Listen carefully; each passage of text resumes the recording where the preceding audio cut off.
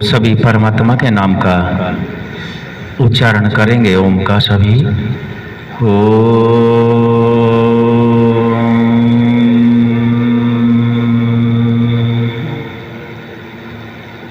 आर्य समाज में संध्या के उपरांत हम सभी विचार करते हैं। आज भौतिक जगत में विशेष बात एक देखने में आती है। आज परमात्मा भगवान इनकी बाढ़ सी भारत देश में आ गई है। क्या आ गई है? बाढ़ सी आ गई है। जहाँ तक हमने समझा है, 3 प्रकार के भगवान परमात्मा देखने में आए हैं। पहले परमात्मा वे आए हैं जिनका निर्माण मनुष्य करता है। परमात्माओं का निर्माण मनुष्य करता है। दूसरे वे हैं जो स्वयं मनुष्य शरीर में खुद को भगवान बताते हैं। तो तीसरा, जो वेद विद्या के आधार पर परमात्मा को जान करके और परमात्मा के द्वारा दिए गए साधनों से परमात्मा की अनुभूति करने का ज्ञान मिलता है, तीसरा वो है। तो कितने प्रकार के भगवान हो गए? 3 हो गए। एक तो वे जिनका निर्माण मनुष्य करता है, एक वे जो खुद कोई भगवान बता देते हैं। थोड़े से लाल कपड़े पहन लिए, थोड़ी सी दाढ़ी बढ़ा ली और बस खुद भगवान बन गए। और तीसरा, जो तप स्वाध्याय के आधार पर, ईश्वर की वाणी वेद के आधार पर और दिए गए साधनों से जो आत्मा को मिले हुए हैं, परमात्मा की अनुभूति आत्मा करता है, एक वो है। अब आपसे प्रश्न पूछा जाएगा। पहला प्रश्न है, जो खुद को भगवान बताते हैं उनसे क्या लाभ है और क्या हानि है? इसका उत्तर भूपेंद्र आर्य जी देंगे। जो खुद को भगवान बताते हैं उनसे क्या लाभ लगता है, क्या हानि होती है? उनसे लाभ तो होने वाला नहीं है। जो परमात्मा है, जब उसे ही परमात्मा नहीं मानते तो उससे नुकसान ही है। वो पाखंड है, अंधविश्वास है। इसका उत्तर राज कपूर आर्य जी देंगे। जो खुद को भगवान बना सिद्ध करते हैं उनसे समाज को, राष्ट्र को लाभ है या हानि है? भगवान तो मुंह के पास ले जाओ। वे भगवान तो हो नहीं सकते, पर लोगों को पाखंड में फंसा रहे, औरतों को पाखंड में फंसा रहे, अपने आप को पूजने की जो है तरकीब बता रहे हैं उन्हें। कोई खीर में बना कर नहा रहा, कोई दूध में नहा रहा, कोई पानी में नहा रहा, कोई जल में नहा रहा। दुनिया का बेवकूफ़ और बना रहे। संजय आर्य जी इसका उत्तर देने की कृपा करेंगे।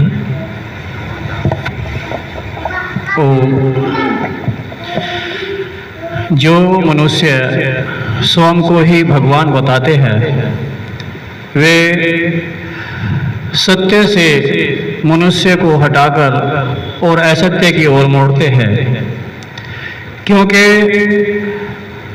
मनुष्य जो सत्य ज्ञान होना चाहिए उस ज्ञान से वंचित रहता है और वे अपने आप को जो भगवान बताते हैं वे अपना वर्चस्व बढ़ाने के लिए अपने आप को सब कुछ बताते हुए और वे परमात्मा की नज़रों में एक अंधविश्वास भी फैलाते हैं।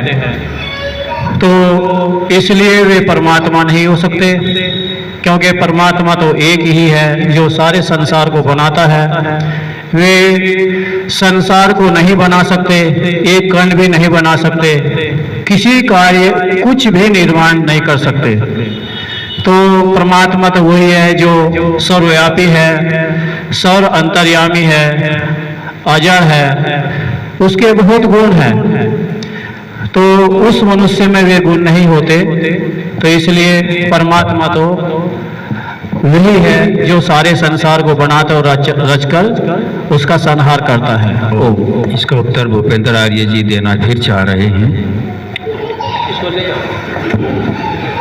परमात्मा आकार वाला नहीं है। जिसका आकार है वो झूठ है।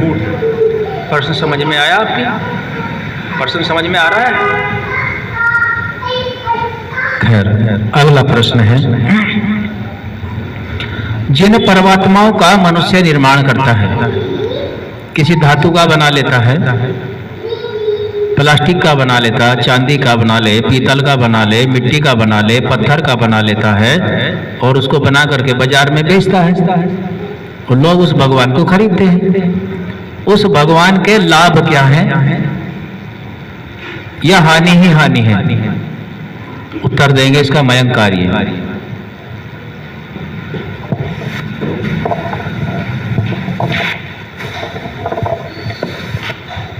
मेरी तरफ क्यों लखा रहे हो? प्रश्न का पता है? अनिरुद्ध, जोर से बोलो। हानि। हानि ही हानि है। लाभ कुछ होगा थोड़ा बहुत? कोई लाभ नहीं। जिन मनुष्यों ने परमात्माओं का निर्माण किया और भगवान को खरीद के घर में लाए, उनका लाभ है कुछ? माइक से बोलो। नहीं। वो हमारा लाभ कर सकते हैं और हानि कर सकते हैं? खैर, इसका उत्तर भी संजय आर्य जी देंगे, सूक्ष्मता से देंगे। हानि है या लाभ है मनुष्यकृत भगवान निर्माण का? ओम ओम। जो मनुष्य परमात्मा का निर्माण करता है वह मनुष्य के बस उसके किसी भी उसमें इतनी शक्ति नहीं है कि जो परमात्मा का निर्माण कर सकता है। तो ये विरुद्ध है। डॉक्टर राजीव आर्य जी इसका उत्तर भी देंगे कि जैसा डॉक्टर संजय जी ने बताया कि परमात्मा का निर्माण मनुष्य नहीं कर सकता, विरुद्ध है। राजीव आर्य जी बताएं, जो मनुष्यकृत भगवान है उनके लाभ हैं या हानि है? ओम। मनुष्य कर्त जो भगवान है उनकी केवल हानि है, लाभ कुछ नहीं है, समय की बर्बादी। राज कपूर जी, राज कपूर जी बताएंगे इस प्रश्न पर, थोड़ा प्रकाश डाल देंगे।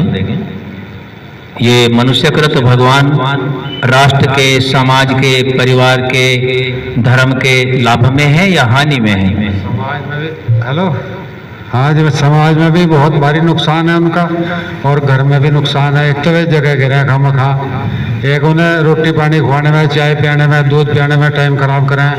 वो तो ठीक है, भक्ति करने में टाइम खराब। अब अगला प्रश्न रखेंगे। उनका लाभ कुछ। अगला प्रश्न, ये जो आपने दो प्रकार के भगवान मैंने बताया, एक तो वे जो खुद को भगवान सिद्ध करने में लगे हुए हैं और पब्लिक उनके पीछे भी लग जाती है। दूसरे वे जिन भगवानों का मनुष्य निर्माण करता है, तो इनकी तो आपने हानि गिनवा दी है। अब ये बताओ, जो ज्ञान के आधार पर परमात्मा के द्वारा दिए गई दैवी शक्तियों से जानते हैं जिसको, उसकी भी हानि है कोई या लाभ है? राजीव आर्य जी उत्तर देंगे इसका। मनुष्यकृत परमात्मा का लाभ परिवार, समाज, राष्ट्र को नहीं है। और जो खुद को भगवान बताते हैं, जबकि परमात्मा सबका निर्माण करता है और वो भगवान अपना भी निर्माण नहीं करता, इसीलिए वो भी परिवार, समाज, राष्ट्र की उन्नति में, सत्य को बढ़ाने में, धर्म को बढ़ाने में सहायक नहीं है, क्योंकि परमात्मा का रास्ता कोई मनुष्य नहीं ले सकता। अब तीसरा जो परमात्मा है, जिसको ज्ञान से जानते हैं, जो सबके अंदर रहता है, सर्वत्र विद्यमान है, विद्या से जानते हैं, उसके लाभ हैं या हानि है? ओम। उसका तो केवल लाभ ही लाभ है, हानि कोई नहीं है। एक तो लाभ के नवाओ गुरु जी।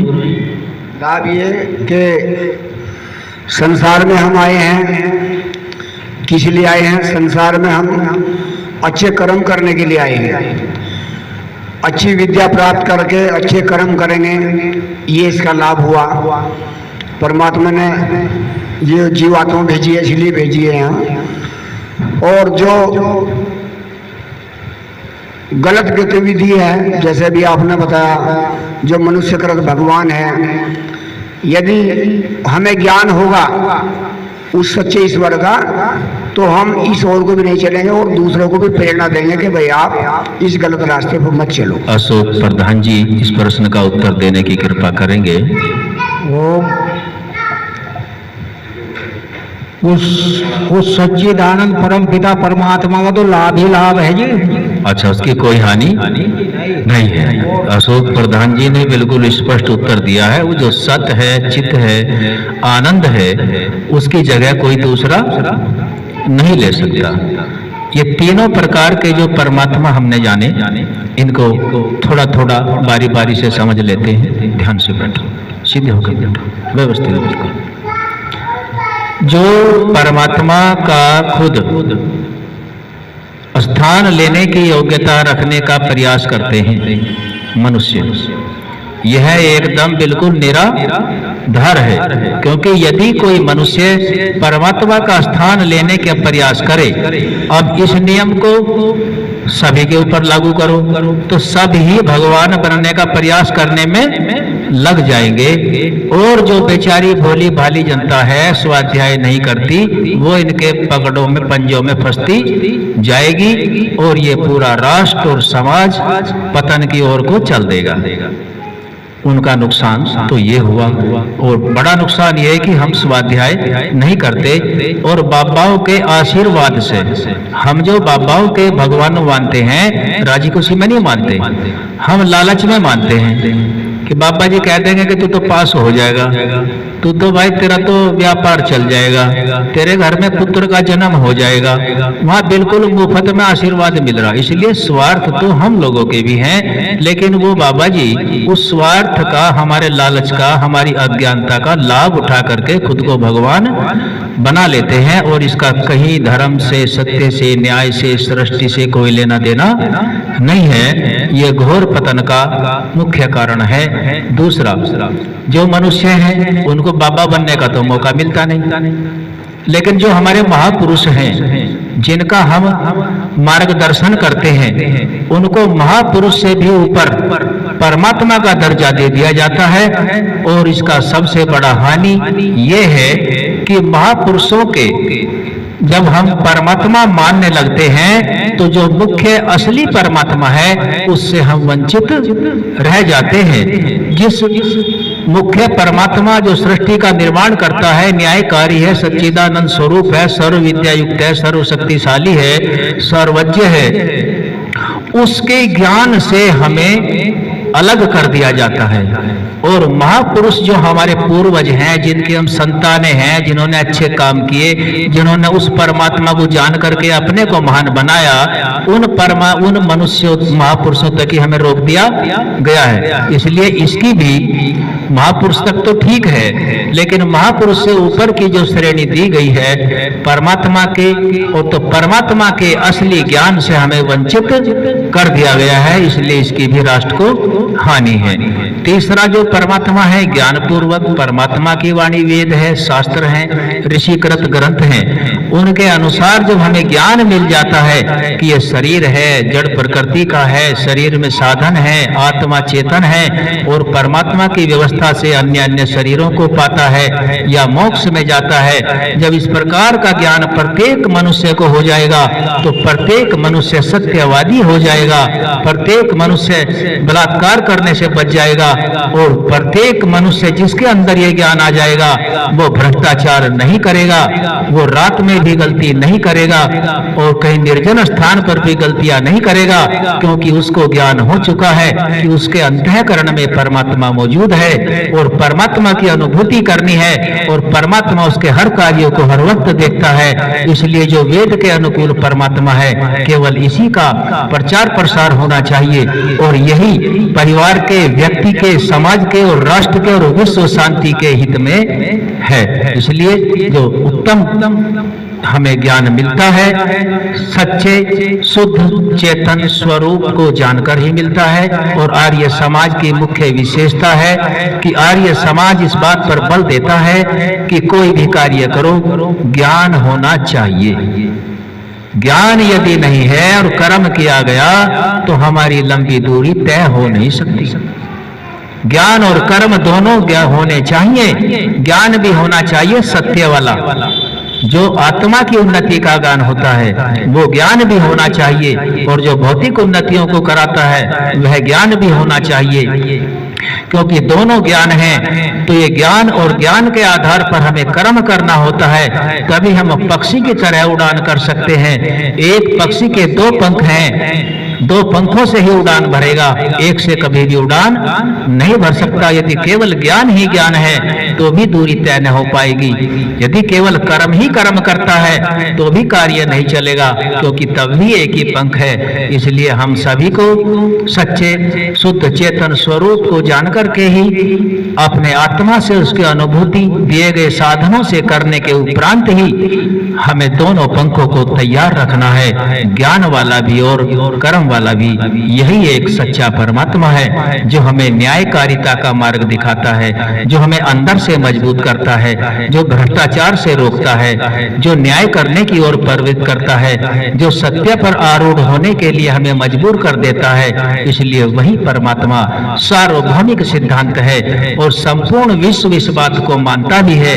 पहले भी मानता था, आज भी मानते हैं, संपूर्ण विश्व के आगे भी मानेंगे कि ईश्वर एक है, वो सत्य न्याय और पक्षपात रहित है। इसीलिए वही परमात्मा ठीक है।